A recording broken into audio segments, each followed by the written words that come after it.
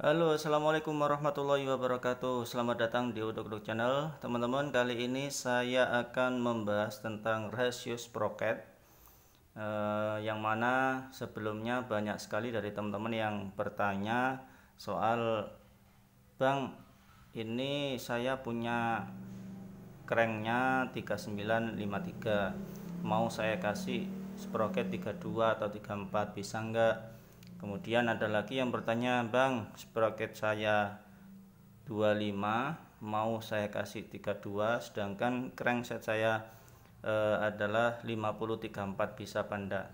Nah, sebelum saya menjawab, teman-teman perlu diketahui bahwasanya video ini saya buat hanya untuk berbagi informasi dan juga pengalaman dari beberapa kali saya mengganti sprocket dan juga beberapa kali saya mendapatkan sepeda dengan rasio sprocket dan crank yang berbeda. Dan juga video ini dibuat tidak bertujuan untuk menggurui atau sok pintar, sok gimana dan lain sebagainya, karena hanya bertujuan untuk berbagi informasi dan pengalaman. Jika ada kurang dan lebihnya dari video ini, minta tolong untuk komen di kolom komentar, dan masukannya, sarannya kami terima dan sangat berterima kasih atas komen dan sarannya. Oke, saya lanjut, teman-teman. Ini adalah logika saya. Logika saya ini saya terapkan di sepeda saya, terutama yang saya pakai setiap kali saya goes. Nah, logikanya seperti ini. Jika awalnya kita itu mendapatkan sepeda, ini saya contohkan di sepeda saya mendapatkan sepeda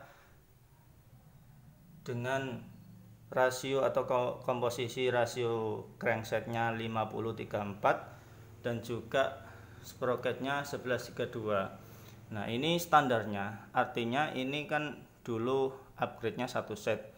Nah, ini standarnya adalah 1132 dan 5034. Artinya kalau misalkan kita mau beralih ke sprocket atau rasio sprocket yang naik satu stop, otomatis yang mampu atau maksimal secara normalnya ya, atau secara optimalnya, jika kinerjanya pengen lebih baik, maka naiknya hanya satu stop. Nah, ini logika saya. Artinya maksimal ini 34. Kalau 36 nanti terlalu memaksa RD-nya. Bisa dikasih 36 dengan cara menambah hanger atau menambah Goldlink.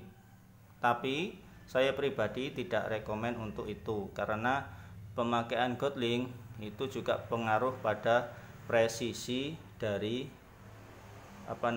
RD-nya. Jadi logikanya adalah, jika kita mendapatkan sepeda dengan komposisi rasio crank dan sprocket misalkan 5034, ya saya ulang ya, 5034 dan sprocketnya 1132, maka optimalnya atau secara kinerjanya lebih bagusnya itu maksimal 1134, jadi naik satu stop. Nah, kalau turun gimana, Mas? Maksudnya turun ke 1130 atau 1128. Nah, itu nggak apa-apa, lebih bagus. Nah, kalau misalkan naik ke 36, ini nggak bisa. Bisa kalau misalkan hanya main di crank kecil dan mungkin naiknya bisa maksimal ke 36. Tapi kalau untuk crank besar, ini nggak bisa naik ke 36. Loh, kok bisa seperti itu? Nah, meskipun sangat tidak disarankan pemakaian crank besar dan juga sprocket besar, akan tetapi itu adalah standarisasi. Menurut saya itu adalah standar dari pemakaian setiap rasio sprocket dan crankset. Artinya harus bisa berputar pada setiap sprocket, rasio sprocket ataupun rasio crank, entah itu di bawah entah itu di atas, dan juga sprocketnya entah di bawah dan di atas, semuanya harus bisa berputar. Itu logikanya seperti itu. Nah, kalau misalkan pemakaian Goldlink sendiri, Kenapa kok bisa mengakibatkan kurangnya presisi pada RD atau kinerja RD? Karena meskipun sudah dihitung, karena Gatling kan kalau dipasang meskipun sudah lurus, ini tetap saja mengurangi presisi karena ada pergeseran sedikit di sebelah sini sambungan antara Gatling dengan hanger atau RD. Nah, akibatnya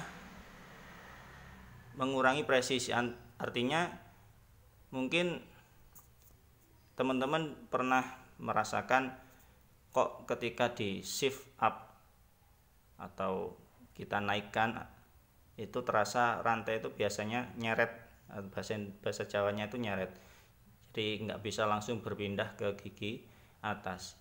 Nah, itu karena di sini ada pergeseran sedikit, artinya itulah tandanya presisi dari RD, tingkat presisinya berkurang karena pemakaian Gatling.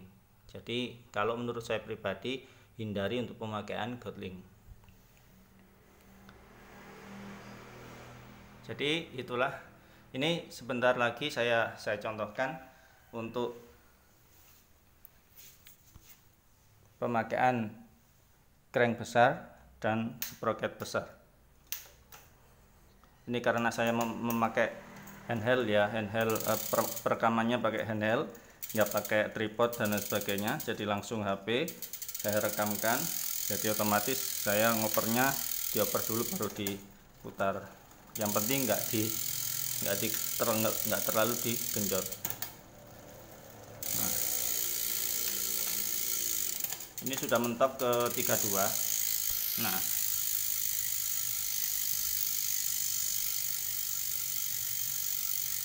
ini meskipun sama-sama besar, ini harus bisa berjalan dengan baik, tidak ada kendala. Ini standarnya seperti ini.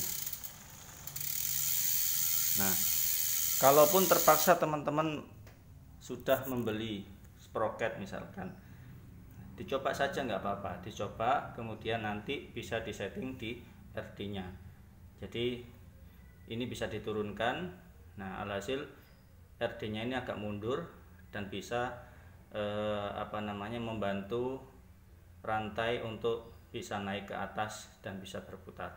Kalau misalkan nggak bisa berputar, macet seperti video saya di sebelumnya yang tentang rasio sprocket, bisa dilihat. Nah, itu contoh daripada over pemakaian sprocketnya terlalu besar karena sudah memakai